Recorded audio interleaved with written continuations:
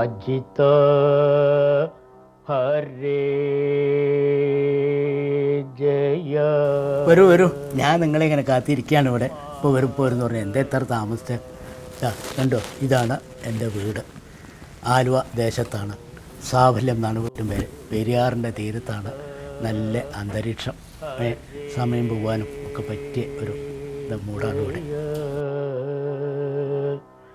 മാധവ വിഷ്ണു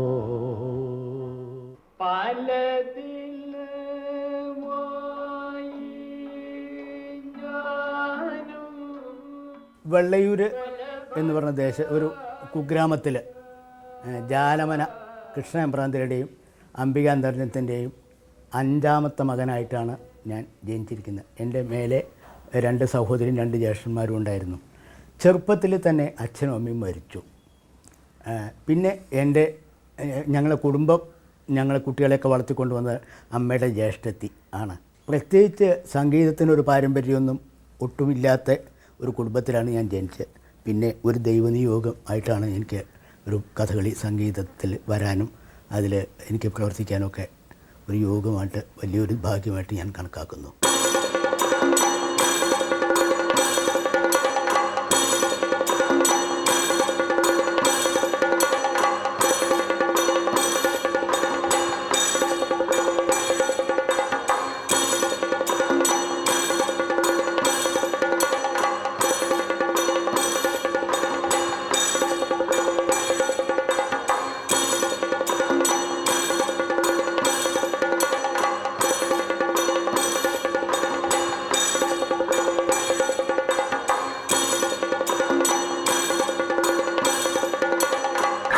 കലാമണ്ഡലത്തിൽ നിന്ന് പഠിപ്പ് കഴിഞ്ഞ് ആദ്യം അധ്യാപകനായിട്ടാണ് ഞാൻ ഉണ്ണായി വാര്യർ സ്മാരക കലാനിലയത്തിൽ വരുന്നത്. പഠിപ്പ് കഴിഞ്ഞെങ്കിലും വേണ്ടത്ര പരിചയമോ ഒന്നും എനിക്ക് സിദ്ധിച്ചിട്ടില്ല. പക്ഷേ ഉണ്ണായി വാര്യർ സ്മാരക കലാനിലയത്തിൽ വന്നിട്ട് ആണ് ഞാൻ ഒരു കഥകളി ഗായകൻ എന്ന നിലയ്ക്ക് 4 ആൾ അറിയപ്പെടുന്നതും. അങ്ങനെയാണ് എൻ്റെ വളർച്ച ഈ സ്ഥാപനത്തിൽ നിന്നാണ് ഉണ്ടായിരിക്കുന്നത്. ഇവിടെ വന്നപ്പോൾ ഞാൻ പഠിപ്പ് കഴിഞ്ഞു എന്ന് മാത്രമേ ഉള്ളൂ. എനിക്ക് ഒരു പരിചയവും ഒന്നിനെ പറ്റിയിട്ടുമില്ല. ഇവിടെ വന്നിട്ട് കൂടൽമാണിക്യ സ്വാമിയെ 2 നേരം കുളിച്ച് തൊഴുക, സ്വാമിയുടെ നേദ്യം കഴിക്കുക, കലാനിലയത്തിൻ്റെ ഈ അധ്യാപക വൃത്തി വേണ്ടത്ര ഞാൻ ശ്രദ്ധിച്ച് കൈകാര്യം ചെയ്യലുമൊക്കെ കൂടി ആയിട്ട് ആണ് എനിക്ക് ഒരു കഥകളി ഗായകനാവാനുള്ള എല്ലാ സൗകര്യങ്ങളും കിട്ടിയത് ഇവിടുന്നാണ്. ശരിക്കും പറഞ്ഞാൽ കലാനിലയം എൻ്റെ ഒരു പോറ്റമ്മയാണ്. കലാമണ്ഡലം പെറ്റമ്മയും കലാനിലയം പോറ്റമ്മയും. ഒരു കണക്കിന് നോക്കിയാൽ പെറ്റമ്മയെക്കാട്ടിലും കൂടുതൽ പ്രാധാന്യം പോറ്റമ്മയ്ക്കാണ്. അവർക്കാണല്ലോ ബുദ്ധിമുട്ടുകളൊക്കെ വളർത്തിക്കൊണ്ടുവരാൻ. എനിക്കിവിടുത്തെ ഭാരവാഹികളും ഈ സ്ഥാപനവും എൻ്റെ കലാരംഗത്തുള്ള വളർച്ചയ്ക്ക് എത്രയാണ് എന്നെ പ്രോത്സാഹിപ്പിച്ചിരിക്കുന്നതെന്നുള്ളത് എനിക്ക് പറഞ്ഞാൽ മതിയാവില്ല, പറയാൻ വാക്കുകളില്ല. അത്ര അധികം എനിക്ക് ബന്ധപ്പെട്ട ഒരു സ്ഥാപനമാണിത് എൻ്റെ ജീവിതമായിട്ട്.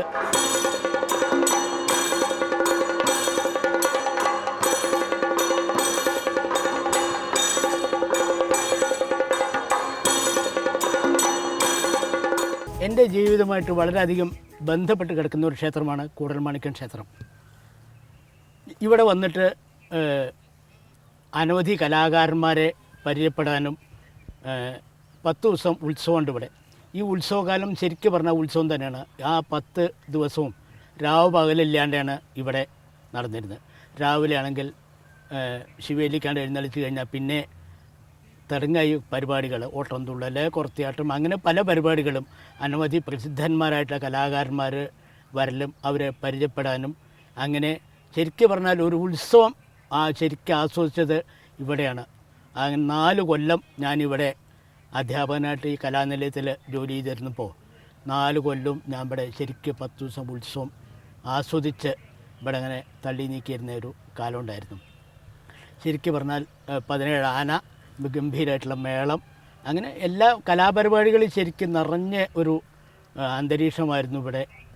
ഈ അമ്പലത്തിൻ്റെ മതിക്കകം 10 ദിവസം ജനങ്ങളാണെങ്കിൽ കണ്ടമാനം ജനങ്ങളുണ്ടാവും. അവസാനത്തെ ദിവസമൊക്കെ ആണെങ്കിൽ ഈ മതിക്കകത്ത് ഇപ്പം നമ്മൾ പൂഴിട്ടാൽ വിടില്ല എന്ന് പറഞ്ഞാൽ അത്ര അധികം ജനങ്ങൾ തിങ്ങി നിറഞ്ഞിരിക്കുന്ന ഒരു പട്ടാഭിഷേകമാണ് ഇവിടെ അവസാനത്തെ കഥകളി 7 ദിവസം കഥകളിയിൽ. ആ പട്ടാഭിഷേകത്തിൻ്റെ അന്ന് വലിയ വിളക്കിൻ്റെ അന്നാണ് പട്ടാഭിഷേകം പതിവുള്ളത്. അപ്പോൾ പട്ടാഭിഷേകത്തിൻ്റെ അന്നൊക്കെ ഭയങ്കര ജനങ്ങളാണ് ഇവിടെ. പിന്നെ അതുമാതിരി തന്നെയാണ് ഈ ഉത്സവകാലത്തുള്ള സദ്യ. ഇവിടെ ഈ ഊട്ടുവരയിലാണ് ഊണൊക്കെ. അതൊന്നും ഒരിക്കലും മറക്കാൻ പറ്റാത്ത, ആദ്യമൊക്കെ കുമ്പളങ്ങയും ഒക്കെ കഷ്ണിച്ച് കിട്ടുമെങ്കിലും അവസാനമാകുമ്പോൾ കുമ്പളങ്ങ അങ്ങനെ കൊടുത്തിട്ടില്ല എന്നുള്ള മട്ടാണ്. പിന്നെ വെന്തിട്ട് പൊട്ടണം. അത്രയും കേമായിട്ടുള്ള ഒരു ഇതായിരുന്നു ഇവിടെ. അത്രയും മനസ്സൊന്നും മറക്കാത്ത ഒരു ഉത്സവ സദ്യയാണ് ഈ ഊട്ടുവരയിൽ നിന്ന് ഞാൻ കഴിച്ചിരിക്കുന്നത്. ഈ ക്ഷേത്രത്തിലെ തൃപ്പുത്തരി നിറപ്പുത്തരി വളരെ വിശേഷമായിട്ടുള്ളതാണ്. ഈ പുത്തരിയുടെ അന്ന് ഇവിടെ കിഴക്കേ നടക്കിലെ ഒരു കഥകളി വഴിപാടായിട്ടാണെന്നാണ് എനിക്ക് തോന്നുന്നത്.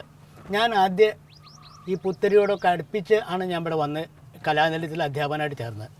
ആദ്യമായിട്ട് ഞാൻ ഇവിടെ പാടുന്നത് ഈ കൂടൽമാണിക്യ സ്വാമിയുടെ മുമ്പിലാണെന്ന് എനിക്ക് തോന്നുന്നത്. അന്ന് കുചേലവൃത്തായിരുന്നു കഥ. ആ കഥ പാടിക്കഴിഞ്ഞപ്പോഴാണ് ആൾക്കാർ എമ്പറാന്തിരി എന്ന് പറഞ്ഞൊരു കുട്ടിയുടെ പാട്ട് കേട്ട് ശ്രദ്ധിച്ച് അതിനെ വിലയിരുത്താനും തുടങ്ങിയിരിക്കുന്നത്. ആ കുചേലവൃത്തം ഭംഗിയായിട്ട് പാടി എന്നാണ് എനിക്കും തോന്നുന്നത്. അതിന് ശേഷമാണ് എൻ്റെ പാട്ടിനെ ആൾക്കാർ ശ്രദ്ധിക്കാൻ തുടങ്ങിയതും. അപ്പോൾ ഒരു കണക്കിൽ പറഞ്ഞാൽ ഈ കൂടൽമാണിക്യ സ്വാമിയുടെ നടക്കിലുള്ള ആ ഒരു സംഗീത അർച്ചന എന്ന് പറയട്ടെ, അതാണ് എന്നെ സംഗീത ലോകത്തൊക്കെ ഒരു കണക്കിൽ കാല് പിടിച്ച് അങ്ങോട്ട് പ്രോത്സാഹനം തരാനും എനിക്ക് അങ്ങോട്ട് വളരാനുള്ള ഒരു പ്രചോദനം കിട്ടിയതും അവിടുന്ന് അങ്ങോട്ടാണ് പിന്നെ ഞാൻ വളരാൻ തുടങ്ങിയതും. പിന്നീട് കലാമണ്ഡലം ശങ്കരൻ എമ്പറാന്തിരി എന്നുള്ളൊരു കഥകളി പാട്ടുകാരൻ ആസ്വാദകരുടെ ഇടയിൽ വന്നതും അവർ അംഗീകരിക്കാൻ തുടങ്ങിയതൊക്കെ ശരിക്കും പറഞ്ഞാൽ ഇവിടുന്നാണ് അതിൻ്റെ തുടക്കം. അത്ര അധികം ഞാൻ പലപ്പോഴും പറയുന്ന കൂടുതൽ സ്വാമിയെ മറക്കാൻ പറ്റാത്തൊരു അന്തരീക്ഷമാണ് ഇവിടുത്തെ ഈ ക്ഷേത്രവും ഞാനുമായിട്ടുള്ളത്. കണ്ടേടൻ വിപ്രൻ ദാനവാരി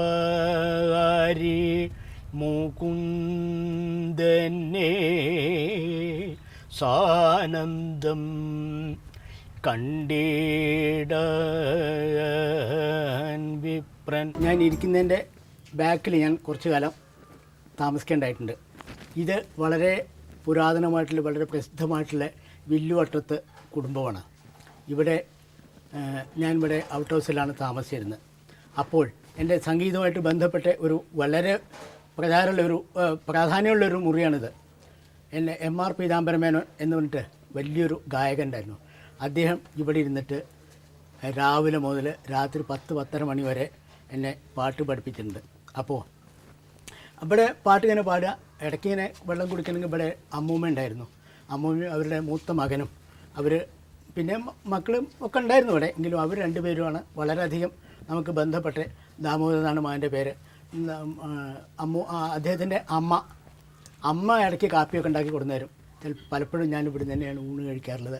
ഞാൻ ഈ ഒരു കുടുംബത്തെ ഒരു അംഗം എന്നുള്ള നിലയ്ക്കാണ് ഇവിടെ കഴിഞ്ഞിരുന്നത്. അപ്പോൾ ഈ പീതാംബരമേൻ്റെ ആ ക്ലാസ് എനിക്ക് സംഗീതത്തിലും എൻ്റെ തൊണ്ടയ്ക്കൊക്കെ വളരെയധികം ഒരു എന്താ പറയണ്ടേ നല്ലൊരു ഗുണം ചെയ്തിട്ടുണ്ട്.